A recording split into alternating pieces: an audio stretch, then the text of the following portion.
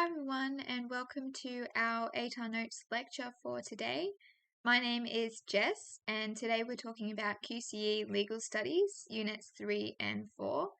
Thank you all for coming along. Before we get into our content for today and a little bit more about me, I wanted to introduce you guys to 8R Notes for any of you who may not know about us. This could be your first lecture series with us. So we've been going since about 2007, and our lecture series have been going since about 2015. We do have lots of other free resources available for students, so I wanted to give you some examples of those. They are all available on our website, 8rnotes.com, so I recommend checking the website out to see if anything would be helpful for you for your studies. So in addition to lectures, we've also got online Q&As, we've got videos, ATAR calculators, articles, and study notes. So if you feel like you need a little bit more help in any of your subjects, whether it's legal studies or any of your other subjects, then check those out. We also do have tutoring, both private tutoring and class group kind of tutoring. So also, if you need sort of one-on-one help or group help, then that may be something you're interested in too.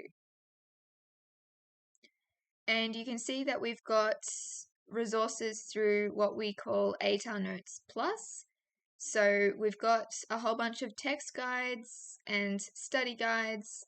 So these things are based on the syllabus and they take you through everything you need to know. So we do have one dedicated to legal studies. So that can be something that can really support you on your journey through the rest of Year 12 legal. Okay, so without further ado, let me tell you a little bit about me before we get started. So as I mentioned, my name is Jess. I graduated in 2020 from school, and I'm currently studying communication and journalism at the University of Queensland. I've just finished my third year of that, and so next year will be my final year. That's 2024 will be my final year. And I love reading and writing, so that was always my sort of thing at school with the different subjects that I chose, English and electives like legal, business, and accounting. Now, a little bit about our lecture schedule for today. We are going to go through a bunch of content that you need to know. So you need to be able to understand and describe and explain a whole bunch of different concepts. And we'll go through all of those to begin with. This lecture all follows the syllabus. So we're going through everything that the syllabus says that you need to know as part of Unit 3, Topic 2 for legal studies, because that is something that's probably coming up for you at school. Every school does it differently with the way that they structure the different units and when they teach them, but for many of you, this will be what you'll be working on next at school.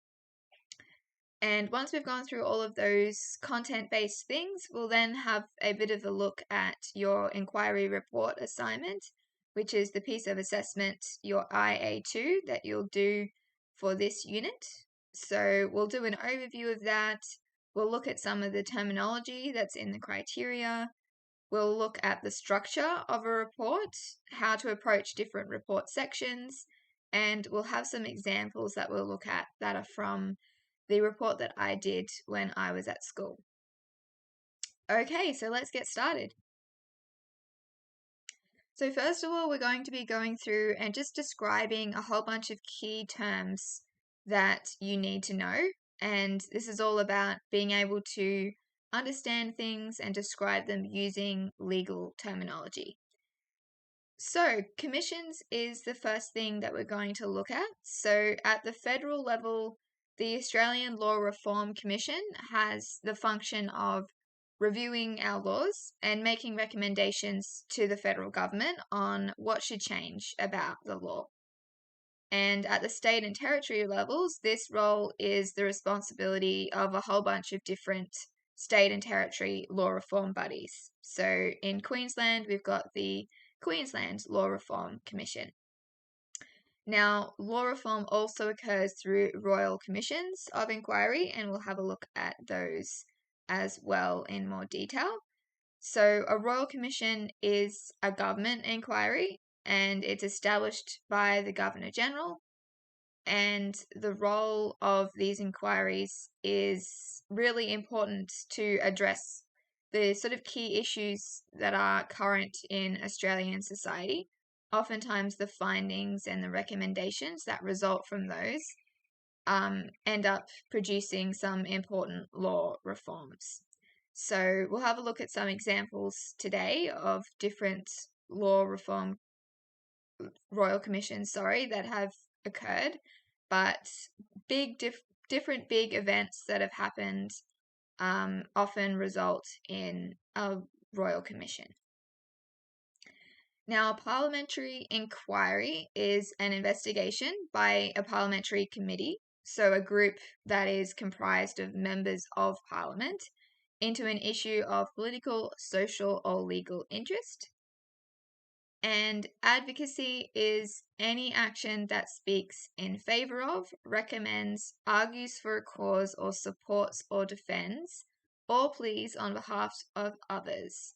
It can be written or oral. Now, that is a bit of a mouthful, but basically it's that idea that you're advocating for something, you're supporting something very outright about it. So you can think of advocacy as being something that is really small. So, for example, your parent might advocate for you in terms of school. Maybe they're advocating for free tutoring or something like that. And then advocacy can take place on a far greater scale as well. There can be advocacy groups, different corporations, and just organizations in general can form together to create these advocacy groups. And there's lots of just individuals as well who form groups to support different causes. And oftentimes we also see groups like this forming to be a voice, I suppose, for people who don't have one, or for people who are less kind of powerful.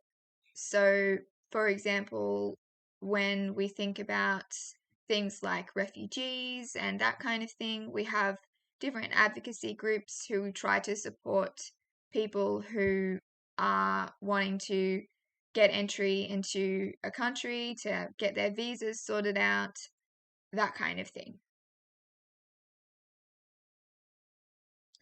Okay, so law reform. Now, this is kind of a three-step or three branches, I suppose. So it can be changing existing laws, it can be repealing existing laws, so removing them entirely, or it could be just creating new laws as well. So when we think about the kind of formal definition, it's the process of examining existing laws and advocating and implementing changes in a legal system. So the aim is usually enhancing justice or efficiency. So it can be because society's beliefs or values have changed, or there's some kind of inequity in the existing laws, so they need to be changed or repealed. And you could also have new laws entirely because there are new factors that come about as time goes on. So technology is a really clear kind of example of that.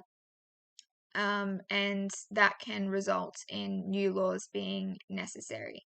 So the modernization of the law by bringing it into accord with current conditions, getting rid of any defects, simplifying it as well, and the adoption of new or more effective methods for the administration of the law as well. So there's lots of different aspects to that. It's not just about changing things, it can be about new things entirely, but the overall aim is improvement in general. So an example of law reform is when we think about 2022, there was the data breaches. So we had Optus and Medibank both had the data breaches, and there was actually law reform, I suppose, after that, because we had some new legislation that came through about data. So it was making it so big companies had more of a responsibility to make sure that any data that they do collect is protected well. So that is an example of how, I guess, technology and what people are able to do in terms of hacking or sort of invading the sort of systems of big companies like that have lots of data, that has resulted in those laws being necessary.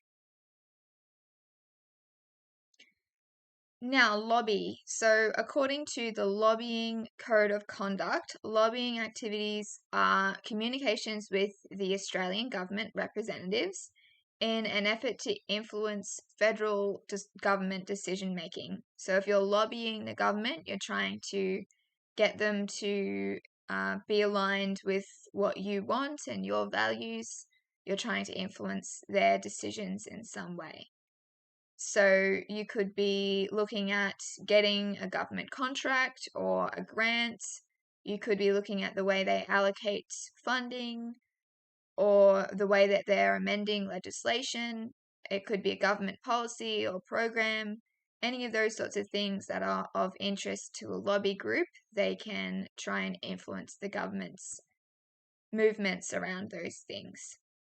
So a lobby group is an organized group or association that attempts to influence those legislators to achieve that desired outcome.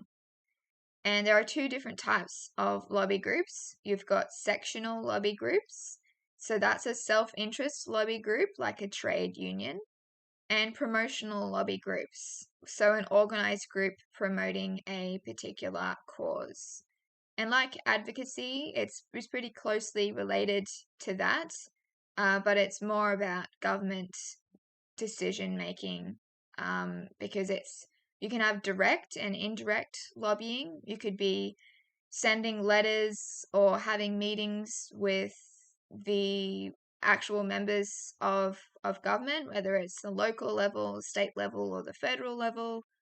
Or it could be more indirect kind of lobbying where you are trying to bring awareness in general to other people, maybe not communicating directly with the members, but maybe their staff or something that's slightly more indirect like that. Utilitarianism. So, this is a system of thought that states that the best action or decision in any particular situation is the one that brings the most advantages to the most people. So, the most benefits, I suppose. And an example of how this can go wrong is the 2009 home insulation program from the Labor government. So this definitely had this idea of wanting to bring the most benefits to the most amount of people, but it wasn't executed in a way that worked, unfortunately. So in 2009, the government announced this program, which was it was aiming to stimulate jobs growth and encourage homeowners to reduce their energy consumption. And so homeowners were able to receive funding to have this insulation installed. But because inexperienced workers were managing the process, there was a few deaths. So 4 installers died because they were electrocuted. And this actually resulted in a royal commission as well.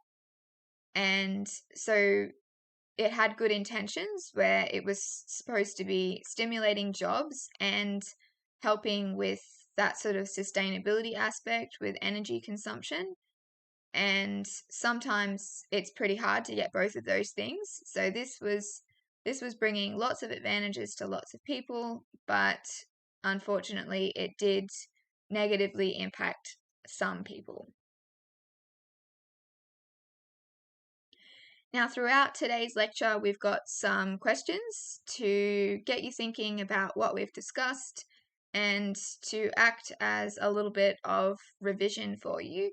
So as we said earlier, the unit that we're talking about today, you'll be doing an assignment for. So you won't be needing to memorize things for an exam, but you can still have this idea as kind of something to revise. You still need to understand these things. So the questions that I've got throughout this slide deck will hopefully help with that revision. You can go through it later and try and see if you can answer these different questions without looking at all of the resources. And I encourage you as well to pause the video as well and see if you can answer these things before you move on to the rest. So the first one is describe law reform. And something that can be handy when you're thinking about these things is try to think of an example as well. So it can be tricky to remember lots and lots of different concepts when it's just a whole bunch of words that are perhaps not familiar to you, lots of different terminology. But if you try and remember real world examples that we talk about today or that you can think of yourself, that can help you remember the different concepts that you may otherwise not be able to keep in your mind. So, for example, that one we just spoke about with the home installation program may help you remember utilitarianism.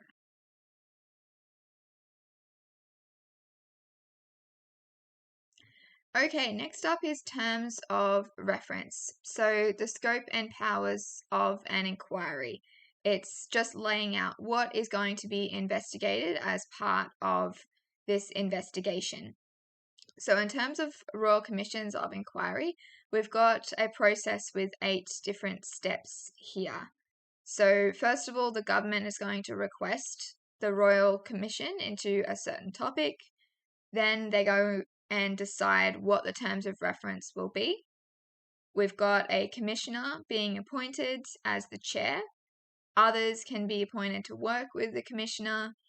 Then you've got a whole bunch of evidence gathering, so witnesses are heard, and then the findings are decided, recommendations are made, and the report is created and given to the government. So to start with, it's very early on in the piece that those terms of reference are laid out, because then that informs the rest of the process. So because it's determining what the scope and the powers of the inquiry are, it's going to determine who is, what kind of evidence they want to gather, what kind of people they may approach to try and get some evidence, and also the kind of commissioners or the kind of people that they get involved in the process, depending on the sort of topic that they have chosen as their inquiry topic. So here is an example of all of those steps laid out with an example alongside it. So in 2012, the Gillard Labor government announced a Royal Commission after public pressure and allegations of a police officer in New South Wales. So this Royal Commission was into institutional responses to child sexual abuse. So you can see how we've got the government calling that inquiry, and the next step was them determining those terms of reference. So in this case, they wanted to inquire into and report upon responses by institutions to instances and allegations of child sexual abuse in Australia. So you can see how the kind of wording in that is giving us that scope to go by.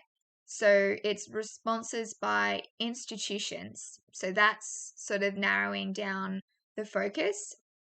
Allegations of child sexual abuse is narrowing it further, and then also, of course, specific to Australia as well. Then you've got different commissioners being appointed. You've got a whole bunch of witnesses being heard. So the terms of reference also influenced this. So witnesses reported on events that occurred in Scouts Australia and lots of different other organizations that knew about this area. And then you had lots of recommendations, 409, and then the final report being presented at the end in 2017. You can see how it's a really long process over more than 5 years in this case. Now, consultations. So the Australian Law Reform Commission conducts research and consultations with stakeholders. And by talking and listening to people, it can understand different views and experiences of the law. So, of course, everyone has different experiences, different opinions. So commissions like this need to seek a whole bunch of different information so they can actually understand those things, because they otherwise wouldn't be able to. So they want to consult with people not only who have expertise in the laws under review, so maybe they've got some kind of law background, or they know about the laws on some kind of level, but it might just also be that experience with the laws. So maybe they've been negatively or positively impacted by the laws. Maybe they think the laws are discriminating against them or something like that. And it's also about people who are likely to be affected by the laws. So maybe they haven't been affected yet, but understanding what their experience would be if it were to impact them can also be helpful in these cases. So you can have a whole range of inquiry stakeholders, so government departments, courts, legal professionals, industry groups, and special interest groups, academics, and then other members of the community as well. Issues papers. So these are papers that are presented to an inquiry that detail the issues under investigation. So as part of these inquiries, lots of information is sought, and issues papers are providing some of that information as well to inform that inquiry. So they can provide information, data, and further explanations that would assist the inquiry and the reporting process. So you can see an example here on the screen with the Native Title Act, and you've got an issues paper on that. So the Indigenous Justice Clearinghouse, or the IJC, publishes issues papers and advocates for law reform on Indigenous justice matters. Now, this is an example of advocacy. They've got the kind of interest that they are wanting to support and advocate for, and they have that means of doing that. Their means is to create these issues papers. So submissions. Now, we've been talking a lot about how the Royal Commissions are going to seek a whole bunch of information, and one way that they can get information is through submissions. So any kind of public contribution to an inquiry. Now, anyone can make a submission. It's an open kind of system. And as part of an inquiry, a committee usually asks for written submissions addressing the terms of reference. So again, that idea of terms of reference, it obviously needs to be relevant. So those terms of reference are really important to show what they're actually looking for and make sure that they get the evidence that is actually going to support their decision making. Now, submissions are actively sought by the Australian Law Reform Commission from a really diverse sample of the community, as well as those with that certain special interest in the inquiry. And so submissions are really important because otherwise the government the Law Reform Commission is not going to know everyone's experiences. You need that diversity. Otherwise, it's not going to result in the fairest possible outcome for everyone.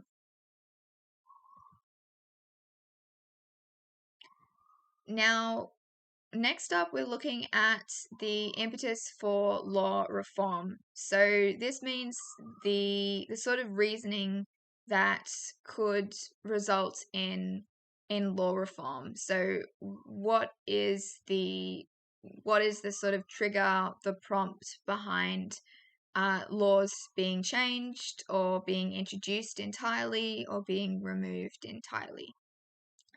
So changing values, needs, morality, and ethics. So a significant challenge, I suppose, for the legal system is how to keep pace with the changing needs of society so the laws remain relevant. As time goes on, lots and lots of things change, so the laws have to change to reflect that, but that can be tricky to do. And so the law must be representative of society's values and it must adapt as those change. And there's actually also new forms of criminal activity, new technologies that facilitate that kind of criminal activity, and that can result in new laws being necessary as well.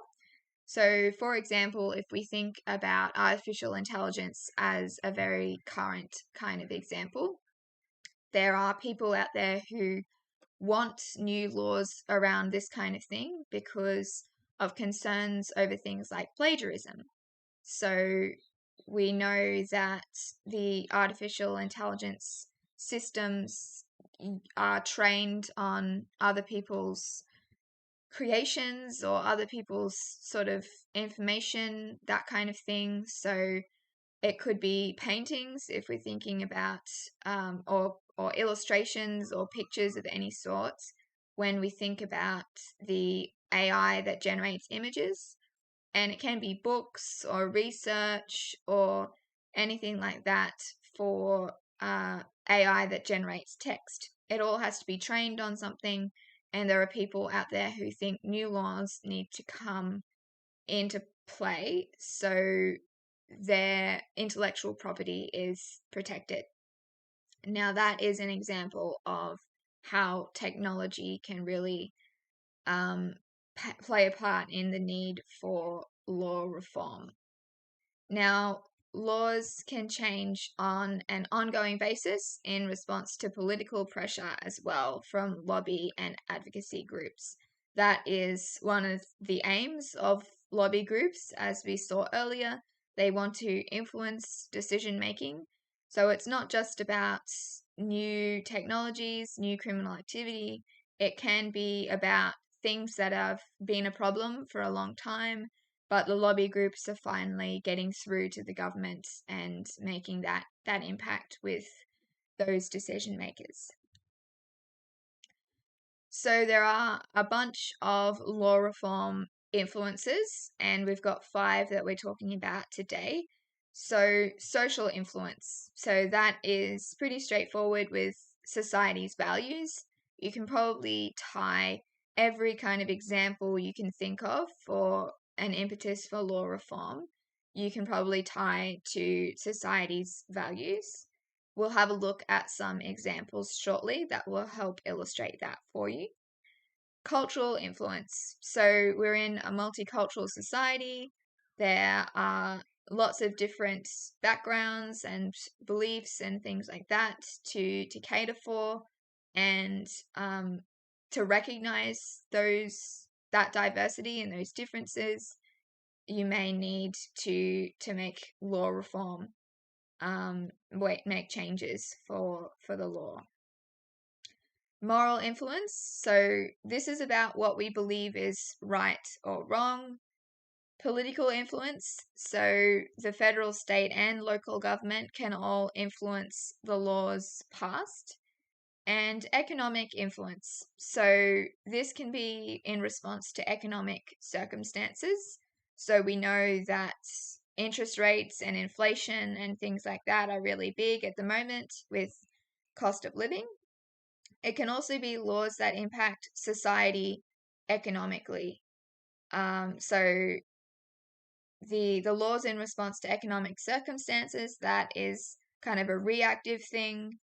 And it can also be, I guess, proactive as well. Lobby groups can consist of large multinational companies. So you've got this economic idea is really important to some groups who want law reform because they are in that business of needing to make profit. So let's have a look at a few examples from these different categories. First up, we've got equal pay for equal work, which in this case we could list as a social example. And so in 1972, the Australian Conciliation and Arbitration Commission granted women equal pay for work of equal value to men. So previously it was only when women did the exact same work as men, rather than what was considered equal value. So this was in response to lobbying from unions and the newly elected Labor government as well.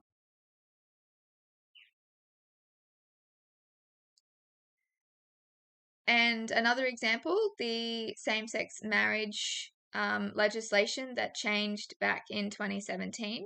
So the Australian Parliament passed the Marriage Amendment Act, and that was after a survey showed that 60% of Australians supported the law reform. Now we can see how things overlap. So we looked at those different impetuses for law reform, and we said social was one that tends to apply to all sorts of different examples you can think of. And there's also overlap as well. So you could say that the politics made an impact in both this example and the previous one with equal pay for equal work. You had lobbying from the government. In this case, you had the government holding the survey. So those things impact this law reform as well. Now, a couple of different examples. We've got an economic one from the United States. So the Inflation Reduction Act 2022 was passed by the United States Congress to decrease inflation. So it lowers drug, healthcare, and energy costs and makes wealthy individuals and large corporations pay their fair share of tax. So that is something that's happened with law reform that was as a result of that economic kind of situation with wanting to decrease inflation. A moral example. So voluntary assisted dying is something that is a gray area when it comes to whether it's right or wrong. You've got different opinions about that based on beliefs, whether it's religious or political or otherwise. So Queensland passed the Voluntary Assisted Dying Bill in 2021, and those laws came into effect in 2023. So Queenslanders who are already dying now have the option to die on their terms, and it's a moral issue because whether this voluntary assisted dying should be legalized is something that's contentious, because some people believe it's right, that people should have that choice, and some people believe that that's morally wrong. Okay, so the influence of lobby and advocacy groups and the media.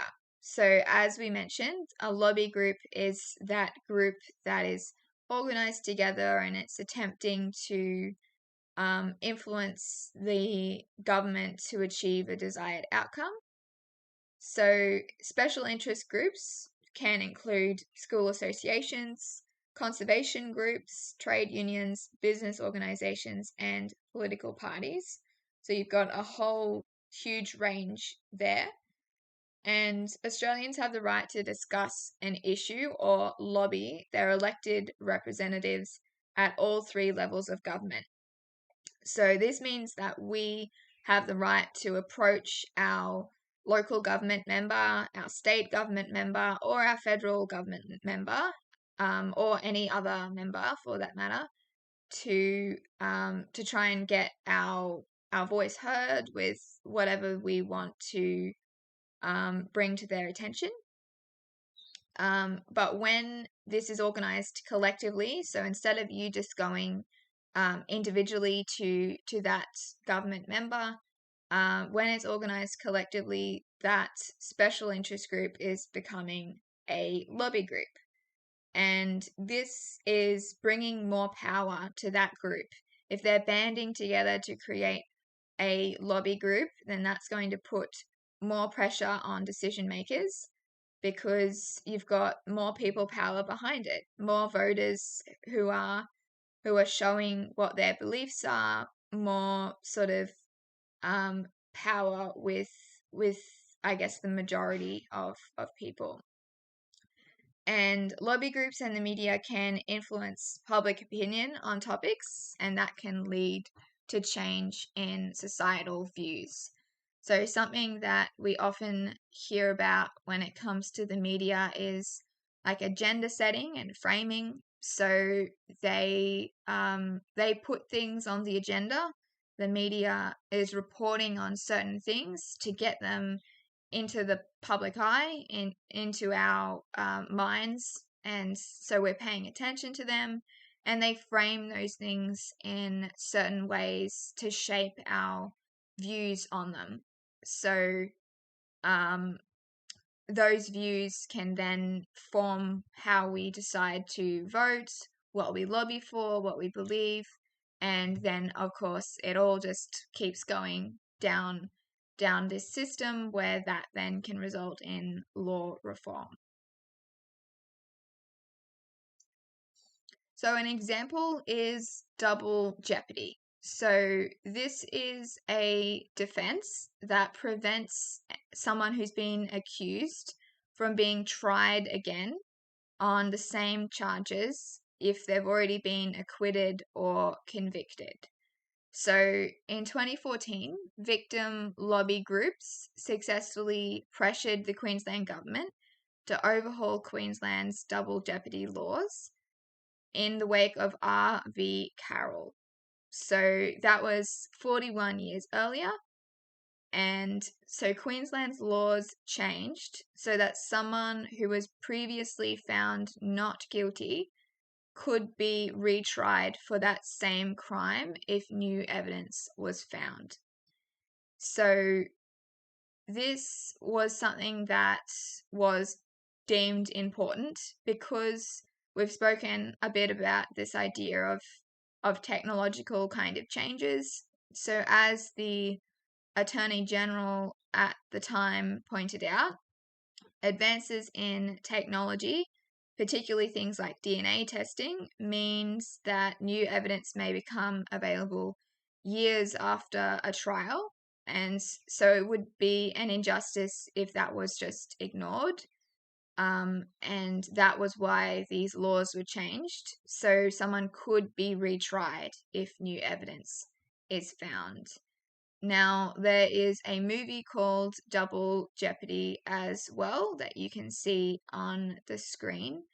And I believe that that was based on this opposite idea where if you've already been convicted for something, then you can't be convicted again for the same crime.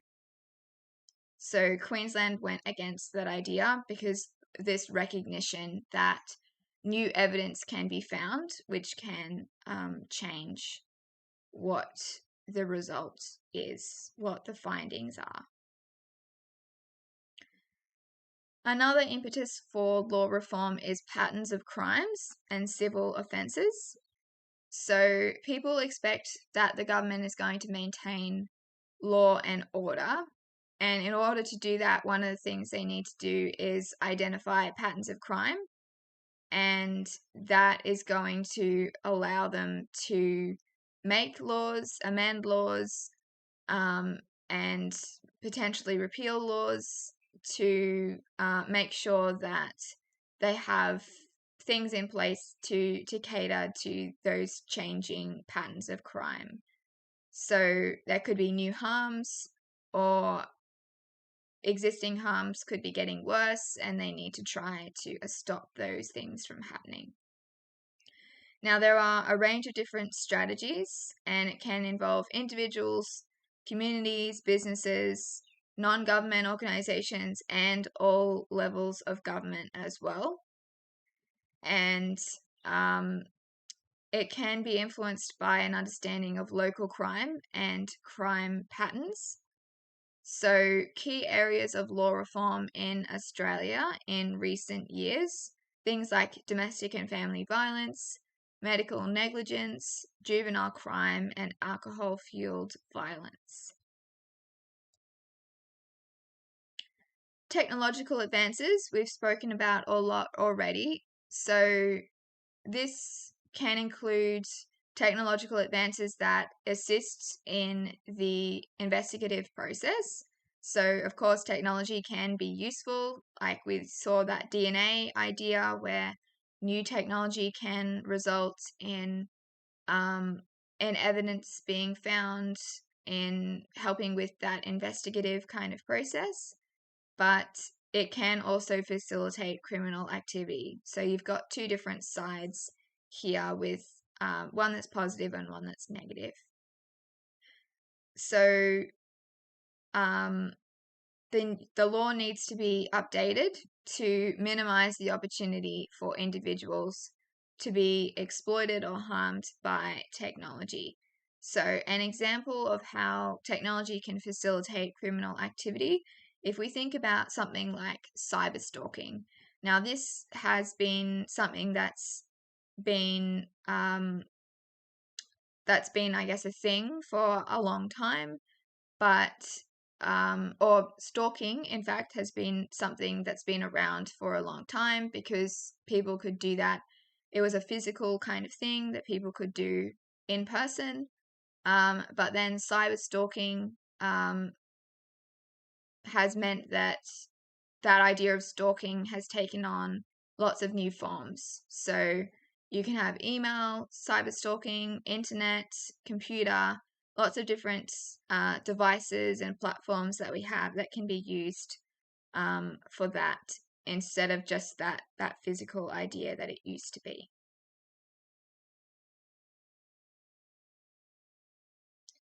Okay, another question for you to have a look at. So 5 factors influence law reform. We looked at the start when we were talking about the impetus for law reform. Now, one of them was social influence, which has impacted same-sex marriage and equal pay for equal work. So choose one of the other 4 factors influencing law reform, explain the factor, and provide a real-world example of how the factor has influenced law reform, and it can be domestic or international. So remember, we looked at the idea of the American legislation that they introduced for inflation, and we looked at the voluntary assisted dying laws in Queensland. So if you can, try and think of something different that you may be aware of that relates to one of those other 4 factors aside from the social influence. Okay, continuing on with our impetus for law reform, we've also got increased transnational and organized crime. So what are these? So transnational crime is all serious criminal actions that involve more than one country, and that involvement can be through the planning of those criminal actions, the actual execution, or just the impact. So we probably think of execution the most, so involved in that sense where they're actually carrying out those criminal actions, but it could just be the pre kind of phase where they're just planning it, or it could just be the impact that results. And organized crime, so criminal actions that powerful groups are going to plan, control, and execute on a large scale. So lots of criminal activities are not limited to borders of a country or different states or towns. So often international crime organizations are going to operate for some kind of monetary gain, but some can be politically or religiously motivated as well. And we sometimes term those terrorist organizations. And Australia collaborates with international agencies to try and work against transnational and organized crime. So if we have a look at an example as well, so we know that recent technological developments have resulted in new kind of patterns of crime and new crimes in general.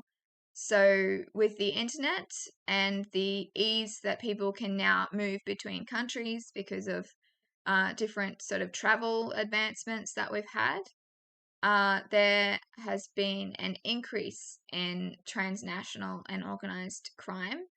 So pirates' ability to access modern equipment like powerboats and different weapons has caused an increase in piracy. Now, an example of a movie that you may be familiar with is Captain Phillips, that has Tom Hanks in it. And this explored this idea of piracy where you've got a ship that is traveling between countries with cargo, and it's been intercepted by pirates who are wanting to get money, and they hold the crew hostage in their attempt to do that. So this is showing this idea of between different countries. So it involved America, but it also involved, I believe, Somalia was the country where the pirates in this movie were from. So that idea of it involving multiple countries. Now, significant events and current issues, of course, are going to result in changes to the law in many cases. So they can highlight a law that's not working well, or they can highlight the need for a new law entirely. And a couple of examples that many of us will be familiar with are the Port Arthur massacre in 1996. So this caused a major shift in people's opinions around gun control. So that then resulted in law reform, and all Australian states and territories banned automatic and semi-automatic rifles. And another example is September 11 terrorist attacks in the US in 2001. So before this event, Australia had no counterterrorism laws, but since then, more than 92 laws have been introduced. So a significant event can result in lots of different law reform to try and prevent those events from happening again.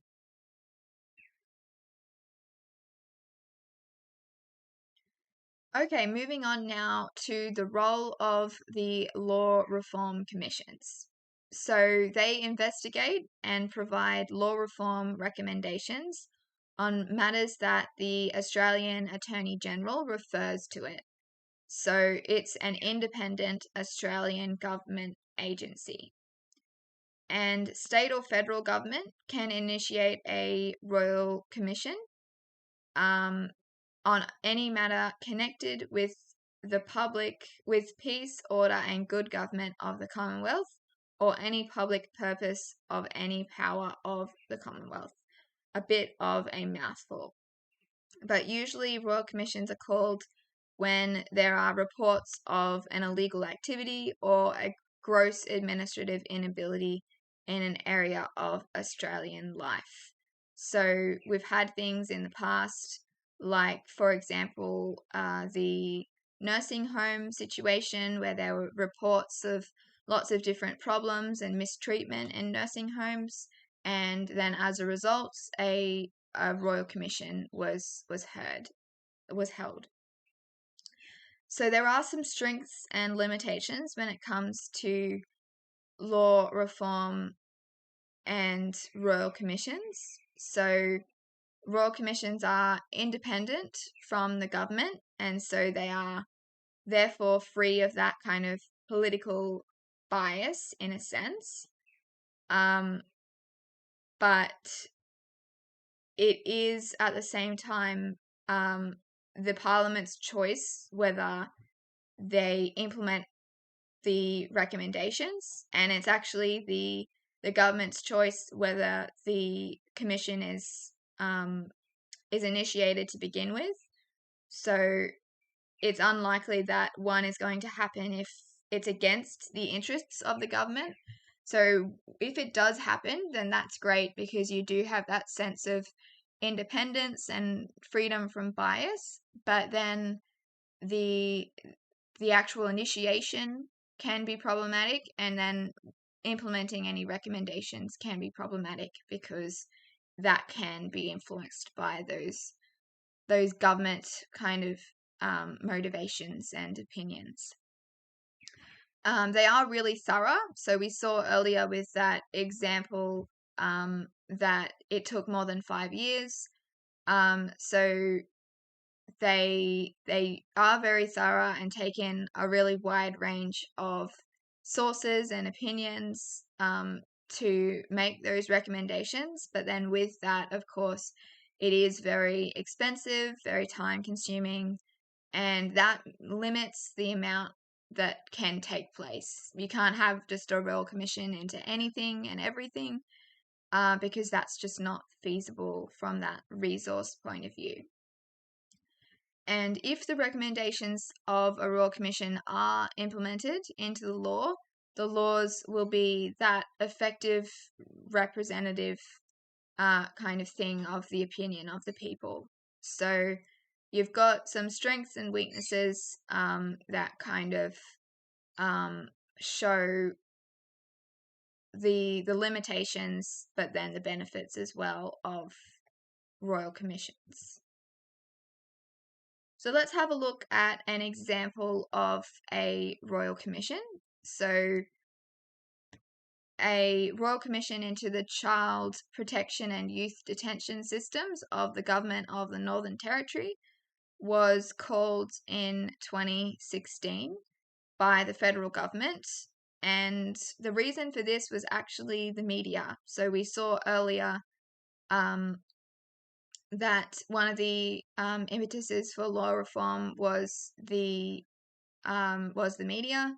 So in this case, an episode of the ABC's Four Corners aired, and this showed footage of corrections officers who were mistreating the young people in detention, and that triggered this call for this royal commission. And the purpose was to inquire into the treatment of children in detention centres and to make recommendations about legal and cultural reforms to prevent that kind of treatment and improve the overall child protection system. So you can see here Dondale Youth Detention Centre, which was a big focus with this situation.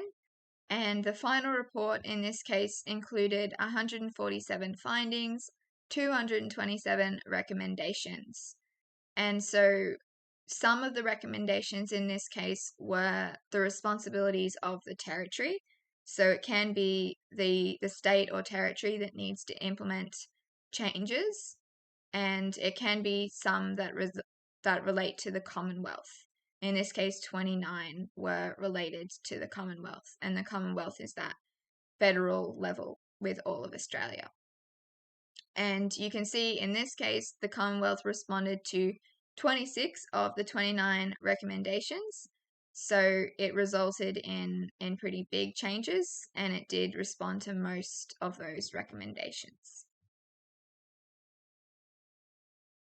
Okay, we've gone through lots of kind of prompts that can result in law reform. So the impetuses for law reform.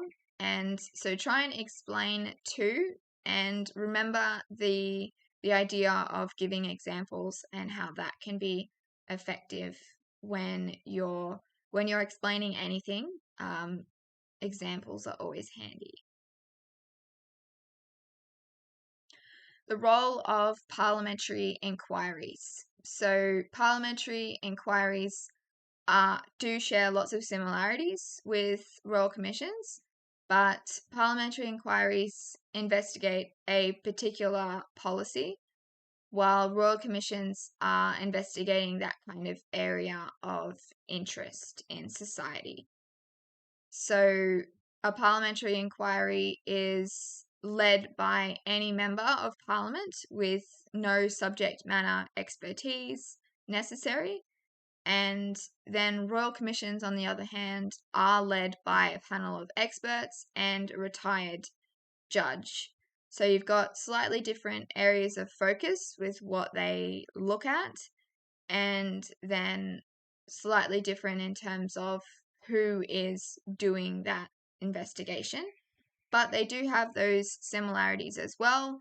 They both, of course, report back to the government with recommendations, and they both operate at a federal, state, and territory level. So you can have parliamentary inquiries and royal commissions at all of those levels.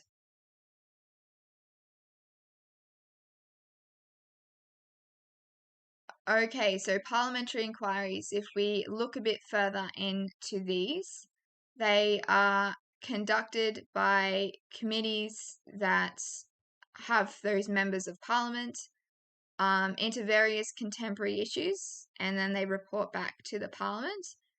And the purpose is to investigate and make recommendations that may translate into law reform. And they are given to the Senate and the House of Representatives, and they must be responded to within 6 months. So the Federal Senate has a comprehensive number of select or standing committees of inquiry. So what are these? So a select committee is appointed by the Senate to conduct an inquiry into a specific matter, and they have to report back in a particular time frame.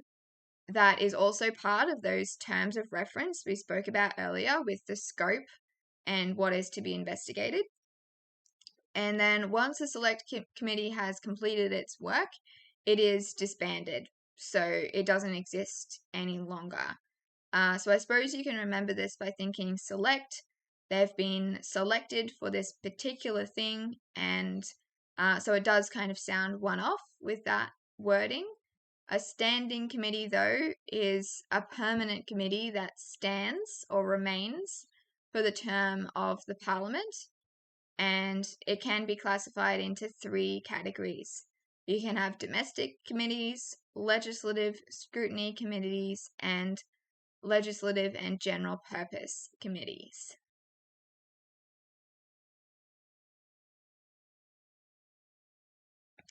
So some recent focuses of parliamentary inquiries include the NDIS, so the National Disability Insurance Scheme, aged care, climate change, social services, and of course, cost of living.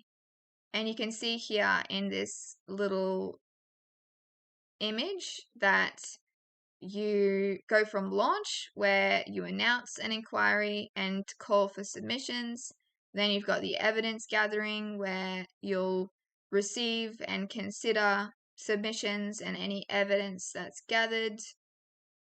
You have the report drafting stage, and then the presentation stage, where that report is finalized and submitted.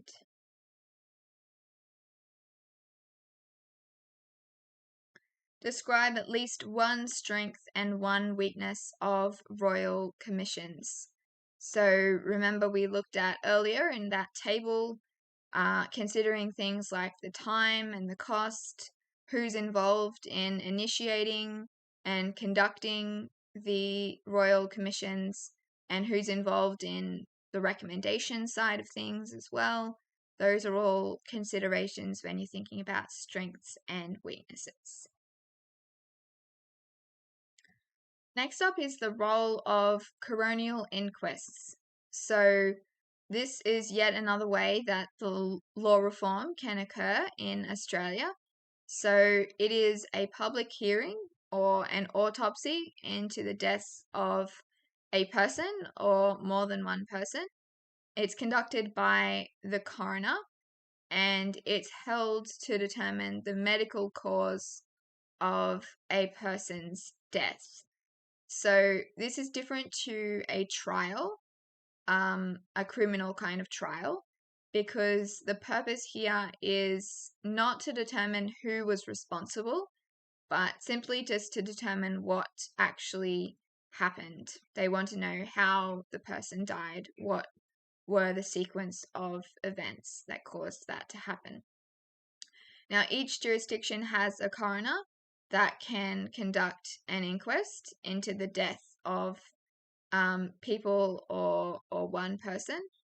And it's often when it was suspected to be caused by an unlawful act, or if some kind of tragic event has occurred as well. So you don't have a coronial inquest when someone dies naturally of old age, but if it's suspicious or as a result of a tragic event, then a coronial inquest would potentially occur.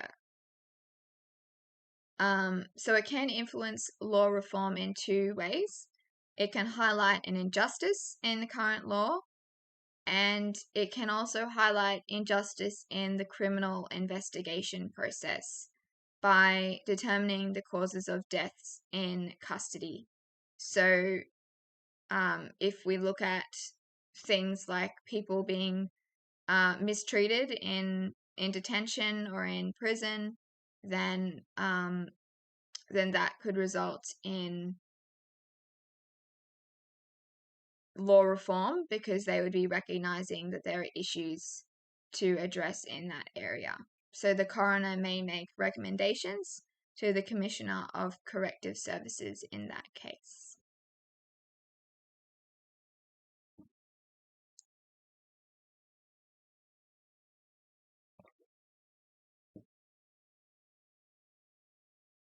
So depending on the nature of the inquest, the coroner might recommend to the government an action or a series of actions, and this can include law reform. And the idea behind this is to prevent or minimize a repeat of any of those events or the criminal offences that resulted in the death or deaths. So the coroner controls and coordinates each step of the investigation with the police, and they have a wide range of powers. So they're able to request additional reports and statements or information about the deaths or death. And they can also obtain more information from investigators, police, doctors, all the different people who may be involved or may be experts in some way that is helpful to understand the situation. So inquests are usually conducted in the magistrate's court by the coroner for the purpose of gathering information and facts about what likely caused the death and whether any negligence was involved or any law has been broken.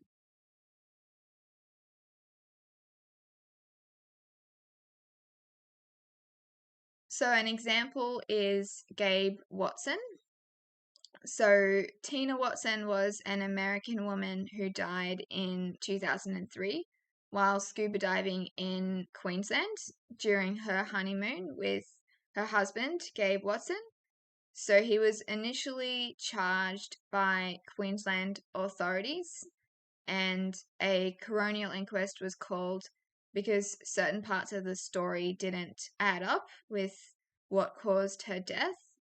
And during the inquest, it was found that Gabe's story contradicted some evidence that was collected from the dive computer and from witnesses. So it was found that he abandoned her while she was experiencing distress during a dive, and he ended up being convicted of manslaughter, and he served some time in an Ipswich prison.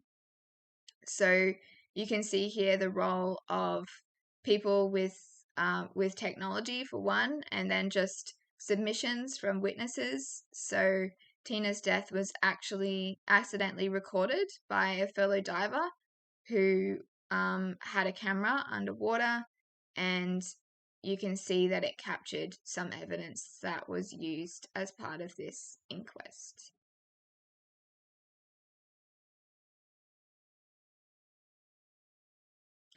The role of a specialist task force, if we look at that in comparison with parliamentary committees. So a specialist task force is similar to a parliamentary committee because they are both inquiring into a specific issue. They're both reporting back to the government, and they both operate at those different levels with federal, state, and territory. So while they have those same kind of functions, it's about who is doing it that is different. So a specialist task force, as the name suggests, it's conducted by specialists in the field of inquiry, whereas, as we looked at earlier, parliamentary committees are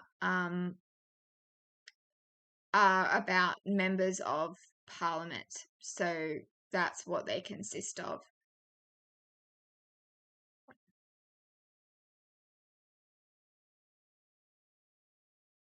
So an example of work that was done by a specialist task force. In 2015, we had a report called Not Now, Not Ever. It was about domestic and family violence in Queensland. So the task force was requested to examine Queensland's domestic and family violence support systems and make some recommendations on how the system could be improved and how to prevent domestic violence. So they presented 140 recommendations, and a majority of those were implemented. And so this, you can see how it works on that state level as well.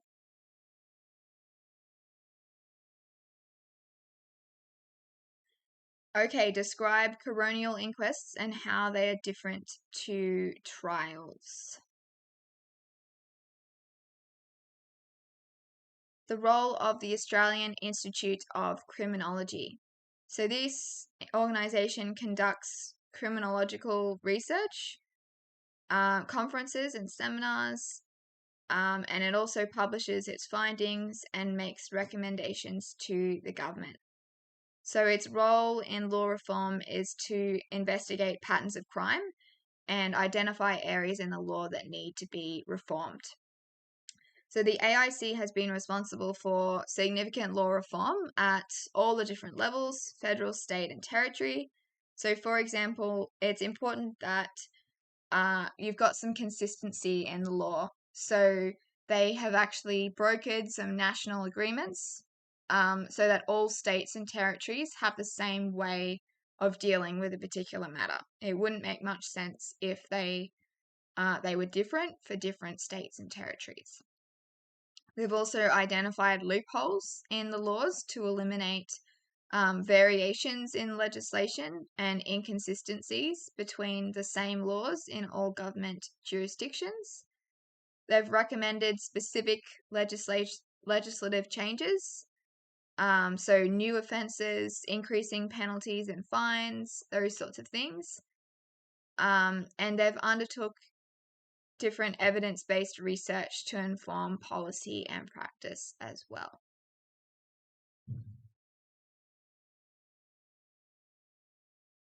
Okay, describe the similarities and differences between parliamentary committees and specialist task forces.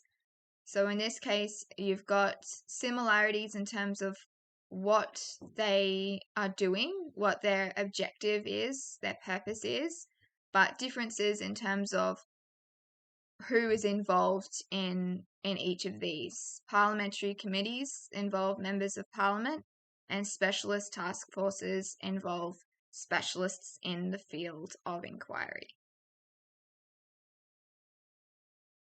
Okay, so some challenges to law reform. So there's all of these different ways that we've spoken about that law reform can come about, all of these ways that things can be investigated and things like that. But there are, of course, challenges that can make it all quite tricky. So one of them is social divisions. So often the parliament is unwilling to legislate in areas that may be contentious or divide public opinion, which also does sort of intersect with this idea of politics. They want to keep voters on side, and they don't want to make decisions that are really contentious in order to potentially jeopardize their sort of standing in that political sense. So, for example, euthanasia and abortion are issues that aren't morally straightforward.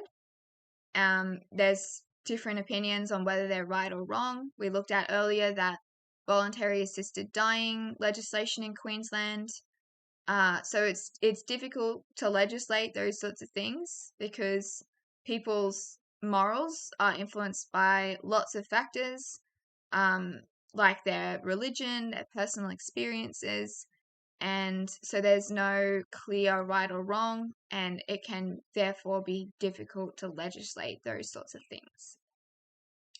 Now, budgetary constraints can also be a challenge. So their ability to legislate can be limited by what their budget is, and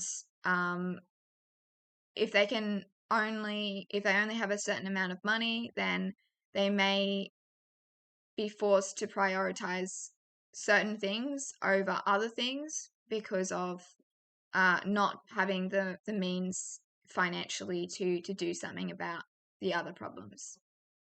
Political pressures. So I mentioned earlier, politics does intersect with the social divisions idea, but political pressures can influence the parliament's ability to pass legislation. You've got to have the different voting systems in the government where you've got to have a majority in favour. So especially if the existing government is hostile to whatever the change is, that can make it really tricky. And this can also be a budgetary constraint as well. So if the Senate refuses to pass the government's legislation on finance, that can threaten the survival of the government. The nanny state. So this is something that you can think of what a nanny is. We might not really refer to people as a nanny anymore, but someone who is taking care of a child, maybe when their parents are at work. So the nanny state is a political concept, and it's implying that government policies are overprotective or interfere with personal freedoms. And if laws are perceived to be too controlling, they might not be as effective, and that can challenge the Parliament's ability to legislate. And lastly, Parliament's limitations. So law reform can be hindered if the idea being reformed is established in the Constitution and is thus beyond the reach of Parliament. So this is why having a referendum and passing a referendum is such a big deal, because it's something that can't just be changed. So different legislation can be changed if a new government comes in and they disagree with something a previous government did. That happens often with the government, but a constitutional change can't happen like that. You've got to hold a referendum, like we've recently had with the voice referendum. And as we know, it is notoriously difficult to get referendums passed. You've got to have the majority of states and all of those different requirements there. And so the Constitution does limit what the Parliament can do, since it is so powerful like that. Okay, explain the role of law reform bodies and commissions and how they influence the law reform process in a dynamic Australian society.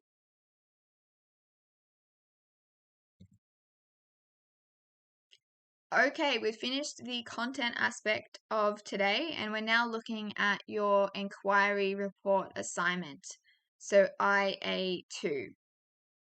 Now, this involves you researching a current legal issue, and you need to collect, analyze, and synthesize primary and secondary information, data, and sources. So the issue must be an area of law that requires reform. So it's a current issue that requires law reform, change, or a new legislative instrument. And it must refer to the Australian or Queensland jurisdiction. It can't be something entirely unrelated to Australia. So an inquiry report uses research to assess a range of cognitions in a particular context. So you've got to be able to locate and use information beyond your own knowledge and beyond the information you have been given. This idea of inquiry, we've looked at all of these different types of inquiries today, and we've spoken about how they have lots of submissions, they have lots of evidence gathering processes. So this is where you need to be doing that yourself in order to find information to include in your report. Now, there is a bunch of terminology that will be used in your criteria and your task sheet for this assignment. So we're going to go through a few of these things to clarify anything you may not already know. Now, something that always comes up in legal studies is this idea of nature and scope. So nature is the essence and elements of the legal issue being considered, and the scope is the extent of the components of the legal issue. So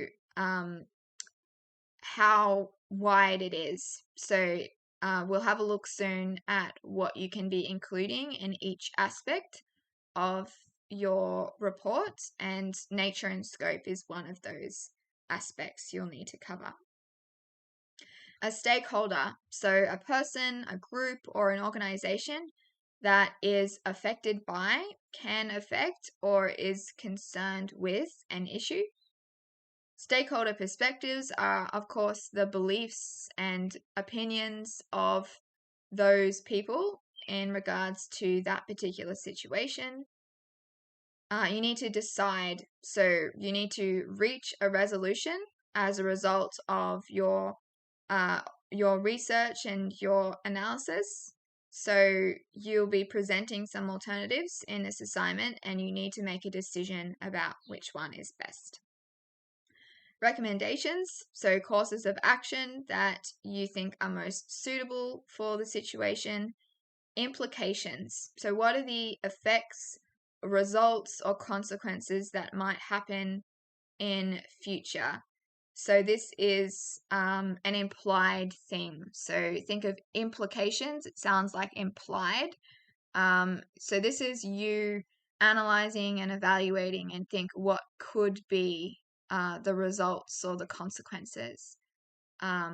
It's not necessarily definitive. It's not definitely going to happen. And a few more. So a concept is just a legal idea. Principles. So in legal studies, these are guiding intentions that underline the legal system. So this is something that you may not really understand, but you'll be thinking about things like the rule of law, equity and fairness, the presumption of innocence, the right to access the law and have legal representation, the right to a fair trial, all of those things that underpin this idea of what constitutes a good legal system. Process is a system for conducting activities. Now, primary and secondary sources. It's important that you have both in this assignment. Now, secondary sources are always easier to get because it's data not generated or directly created by the author of a source. So you can be looking at case law, legal databases, legislation, different websites and media and expert commentaries. Whereas primary, on the other hand, is information directly by a student. So doing a survey or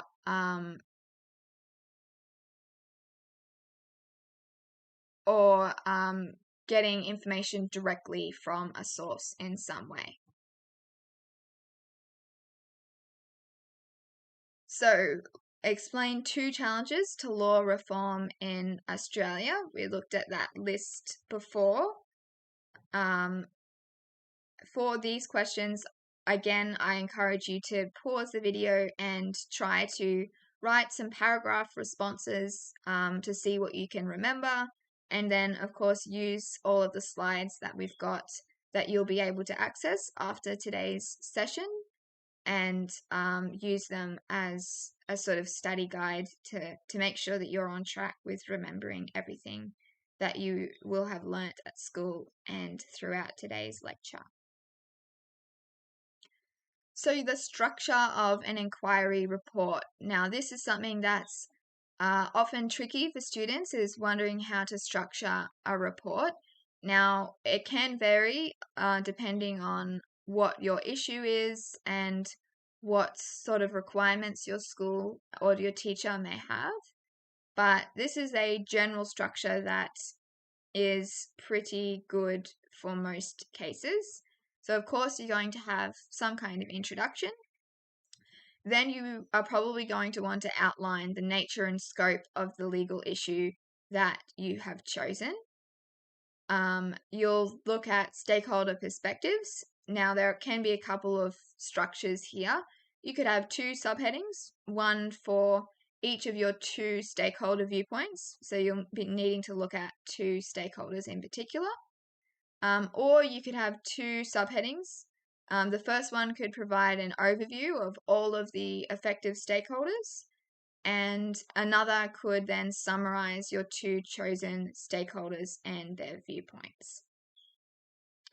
Next, you'll have your legal alternatives to reform the law. So you will have already now assessed the situation and its scope. You will have considered the stakeholders and their positions, and you'll now be presenting those possible solutions to reform the law. You could have 2 subheadings here, one for each of your 2 legal alternatives. That would make sense structurally. And then, of course, you'll have your recommendations. In this section, you want to state your decision, followed by your recommendations and your reasoning for the recommendations. The reasoning is really important, so make sure you don't skip that aspect. Then you'll have your conclusion and your reference list.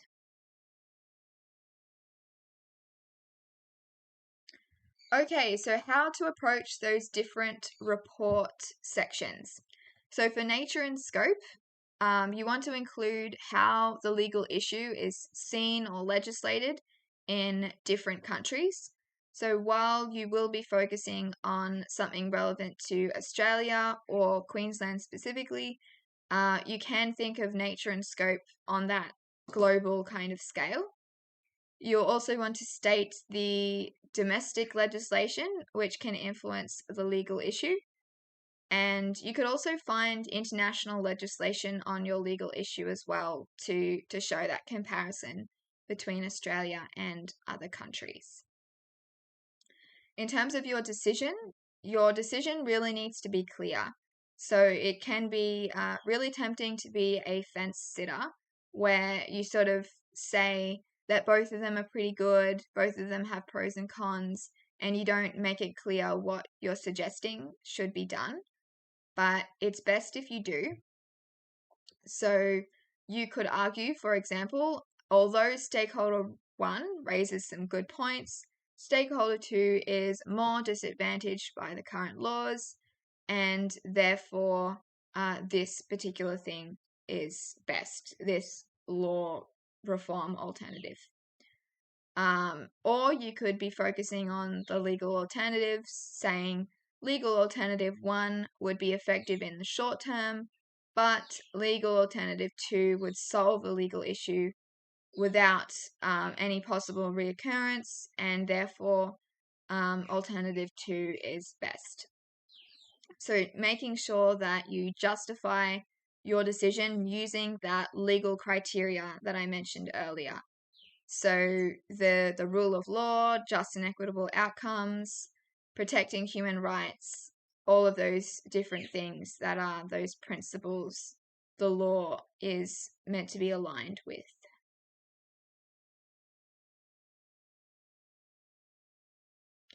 In your recommendations, make sure you are detailed. So if your recommendation is to change the law, then what law are you changing? What are you changing it to? Why are you changing it? And how easy or difficult will changing it be? So don't just say something really generic. You need to think about all of the considerations that would go into what you're suggesting. And ensure your recommendation is a legal recommendation as well.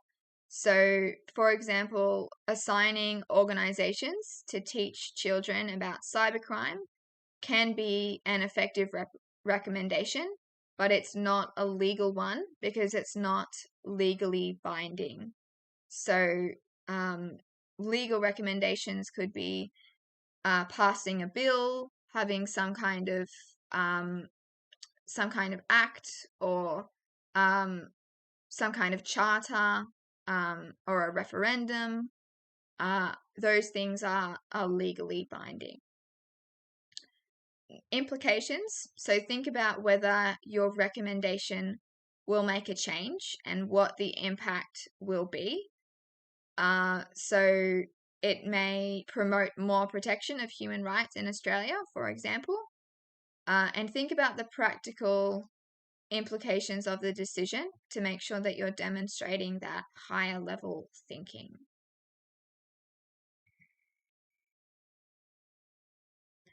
Okay, question 9. Explain what nature and scope mean in the context of legal studies. And also try and think about what we looked at just a few slides ago, thinking about what you would include in a section of this report dedicated to nature and scope. Okay, so now we're on to looking at an example inquiry report. So one of the things that you hopefully can master pretty easily for this is the formatting. So one of the things that you'll be assessed on is your ability to create a response, which is assessment objective 5. Now this says that the features of the report are report the report genre are consistently demonstrated with a cover and contents page, headings, and subheadings.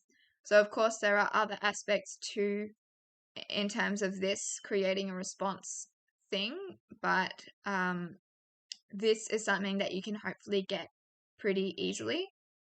So some cover page inclusions, you've got your the type of the report, so inquiry report in this case. You've got the title, mine was called Press Freedom in Australia. You've got the purpose of the report. This is similar to the introduction with outlining what it is about. You've got the word count range and you've got the date as well. Now, zooming in on the table of contents, you'll see that this is really similar to that structure that I outlined earlier. In my case, I had subheadings underneath that nature and scope idea because there are multiple aspects to explore. So dividing those up into logical sections is always handy to make it more readable.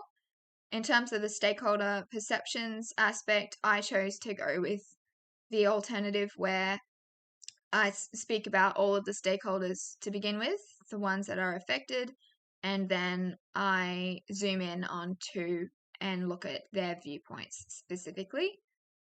In terms of legal alternatives, I've got those two headings with what the alternatives are, and then my recommendations, my conclusion, and my reference list. So if you're working in Word or Google Docs, no matter what kind of application you're using, make sure that you use your headings, so your heading 1, heading 2, etc., and that can help you then generate your table of contents.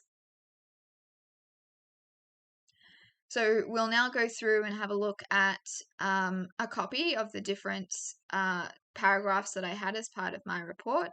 And I encourage you to have a look at this in more detail in your own time to read it in full.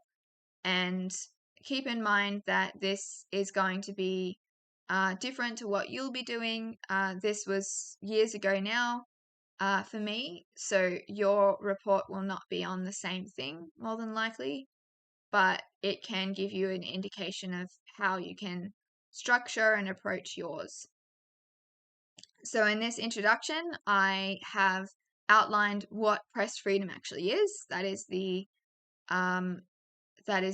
topic of my report, and then I clearly state what the report will do. So it's going to examine the nature and scope of the legal issue of press freedom in Australia, and it's going to discuss recent legislative changes, stakeholder perceptions, legal alternatives, and a final recommendation is provided. Okay, so in nature and scope, the first section is press freedom. So I outline an example to start with. So I'm looking at Annika Smethurst and how she had her home invaded or raided because of this idea of she reported on something that that they were concerned about national security, so they wanted to find out where she got her information from. You can see at the end here of this paragraph, I've got my sources in brackets, and you can have a superscript at the end of a sentence, and you can see what that looks like. It's like a little flying kind of number. If you're having if you think of maths where you've got a number that's squared or cubed, it's that kind of floating number. And a superscript is a footnote, which is at the end of your report. It appears, or an end note appears at the end of the report, and a footnote appears at the foot or the bottom of each page. And it contains some more information. So in this case, my footnote said, for such actions, Miss Smethurst could face prosecution under Section 79 of the Crimes Act 1914. So I was also adding more relevant information about the nature and scope of the current laws and the current situation. So I've provided that example, and I wanted to provide a little bit of extra information about how those current laws apply to that example that I've given. Here I provide more examples. So there, as I said in that earlier introduction, there had been lots of examples of things related to press freedom in that year in 2019. So I've provided some more examples here. And I've also looked at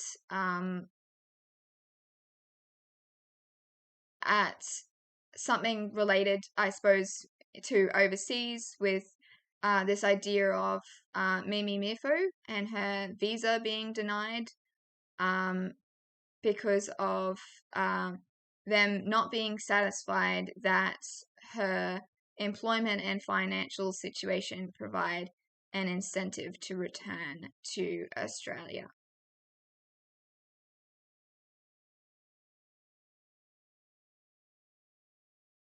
So continuing on from that, you can see in yellow here, we've got the idea of the legal concept or the principle and some legal terminology as well. So I've provided some information about Christian Porter, the Attorney General at the time.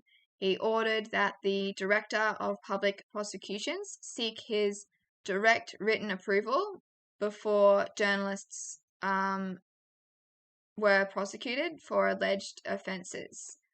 And then I have analysed this. I'm not just saying what is happening, but I'm thinking about what this means from that legal principle viewpoint.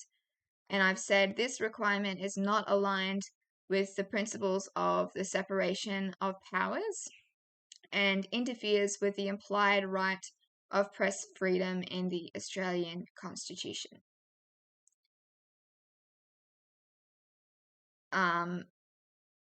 So you can see here how it's important to not only just list examples and list things that are happening, but also look at it in more detail and what it means.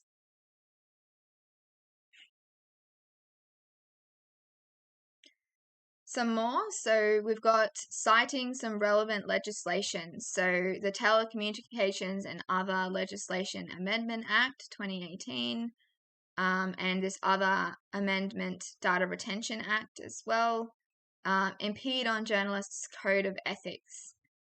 And in blue, we've got some analysis and an explanation of how that legislation impedes on the codes of ethics.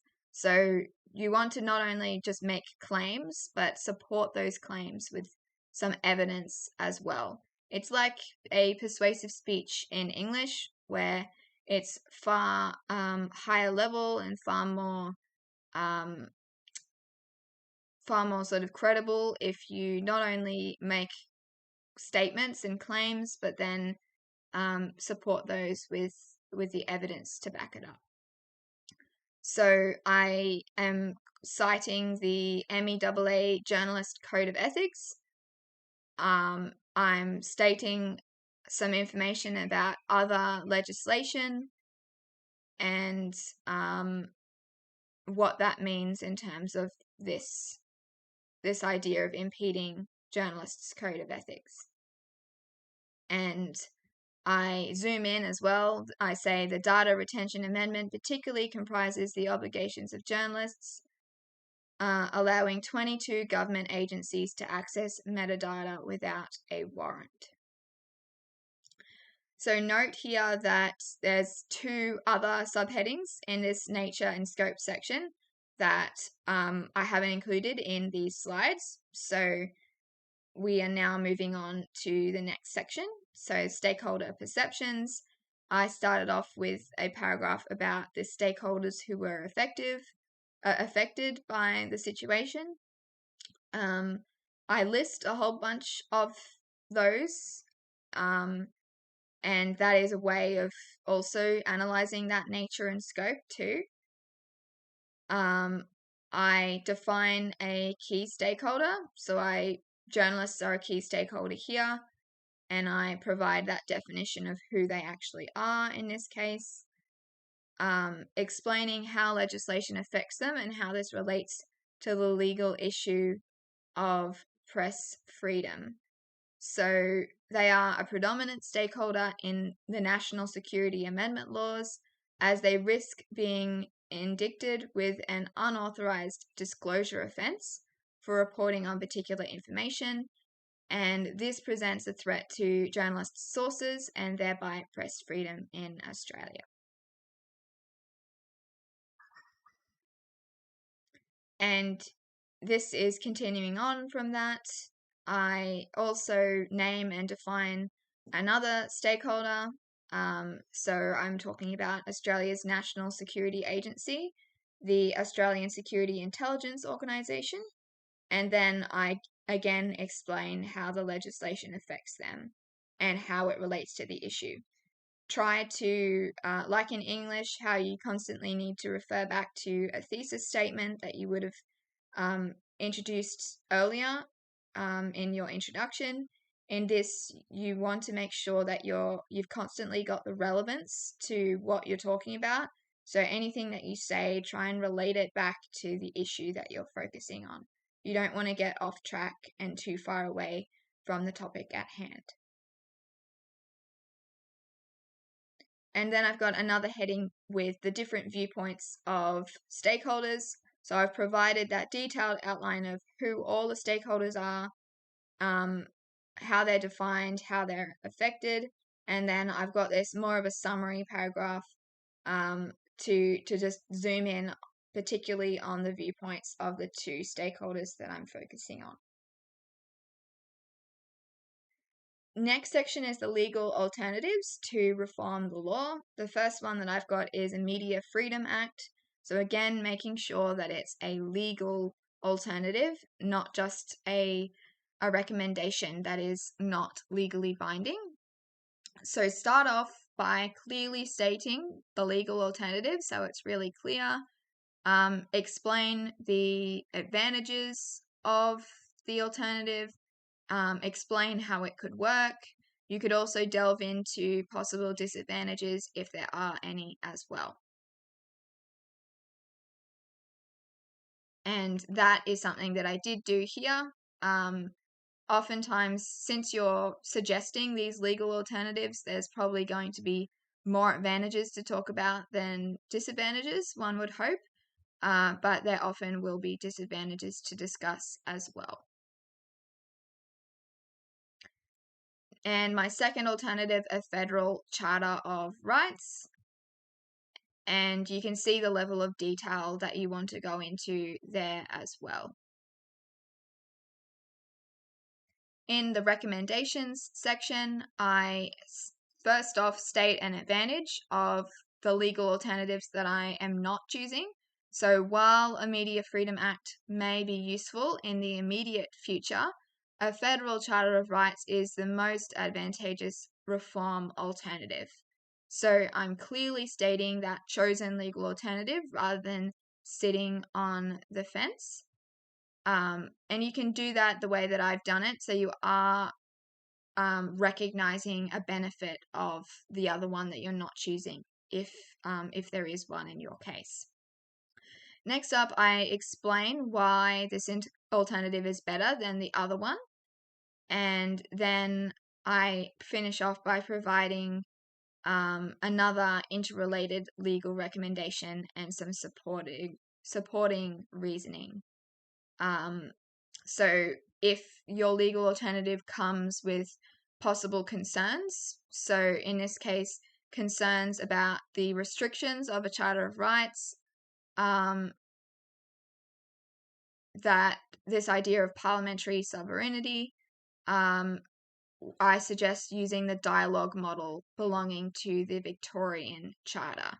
So if you're making further recommendations, make them like sub-recommendations to the one that you've already said.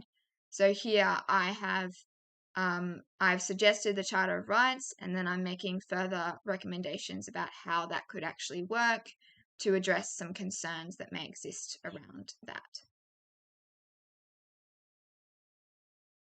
And then I finish off with a conclusion.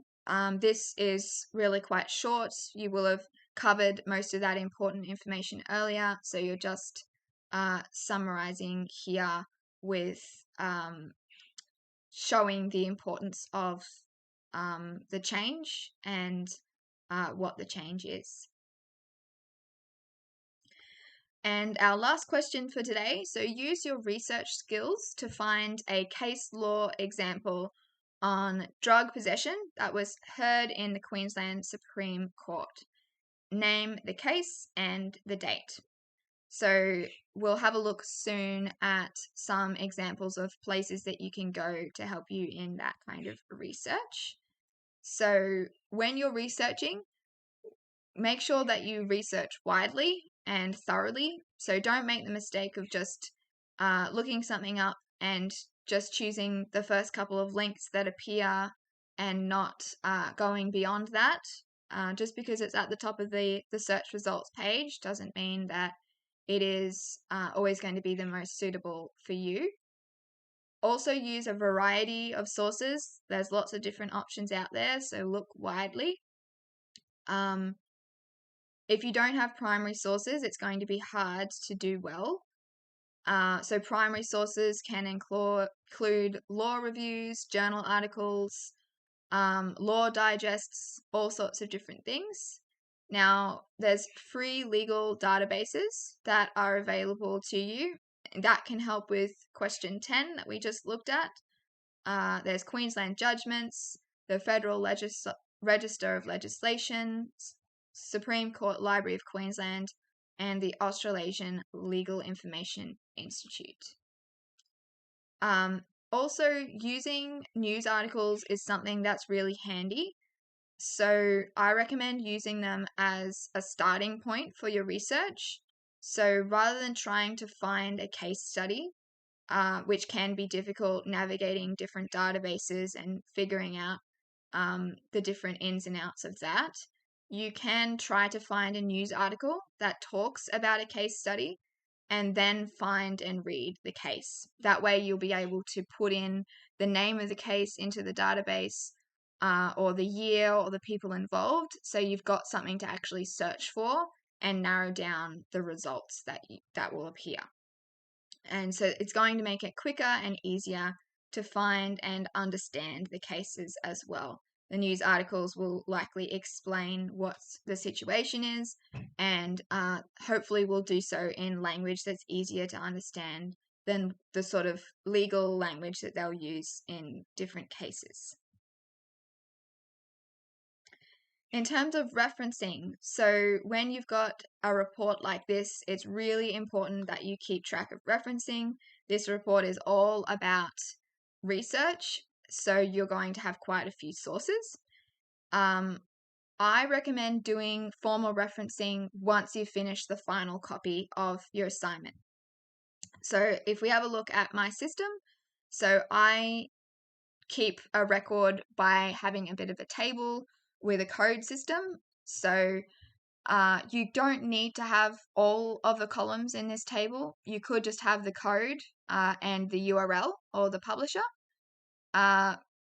But if you assign a code, either a number or a letter to the source, then in your draft, you can be putting ref, which stands for reference, ref A, ref B, ref C, and that can then, you then know, okay, this particular information was from this source, and you go back to your table and find the URL for that. And then if you're doing research notes before you start writing your report as well, you can organize your information into tables. you can have the title of your notes and then add the notes and the reference where you found it. So instead of needing to put this big URL everywhere next to information, you can just put that code that you've chosen instead. You can see in the draft section here, I've got that ref B idea. And then in the final submission, I then have the proper referencing with the name of the organization and the year. So this is something that's useful to do with in the draft, just having the informal referencing, because for me, I needed to make lots of changes before I did my final submission, because I would always go over the word count. So there would be stuff that I would have to get rid of. And if I spent lots of time doing all the formal referencing for my draft, then I would be then getting rid of some of that work, because inevitably some of those references I would no longer need, because I would be getting rid of information to reduce the word count. So that's why I would always wait till my final submission to do that formal referencing. When it comes to drafting, make sure you don't underestimate that. So try to have a complete draft that you can give to your teacher, because the more that you hand in that draft, the more feedback that you're going to get, and it's going to be easier to understand what you need to do to improve your work. I didn't discover the QCEE and all the resources on their website until very late on in the piece, when it came to my external exams for Year 12. But I recommend, if you haven't already, go to the QCEE website, and not just for legal studies, but for all of your subjects. There are some handy documents there. So you'll have the syllabus for each subject. So it'll show you how you'll be assessed, what you're supposed to be taught, and the different glossaries and things like that, with showing you what different things mean. There are all the marking guides and rubrics and things. There are also exemplar reports on the website, so you can see the different examples of how an inquiry report would be done, and that kind of thing. And then there's also a sample assessment instrument. So that is the sort of task sheet that you would get for your assignment. And if you visit any of those QR codes, you can see that they will take you directly to those PDFs as well. Thank you everyone for coming along to today's lecture. I hope that it was helpful for you. I encourage you to keep a hold of these slides and use them to help you with your study and with your assignments. Particularly reading through in full that example can give you some hints and tips for how to approach yours. And make sure you save that list of different resources that you can go to find cases as well. Thank you, everyone, and good luck with the rest of your studies.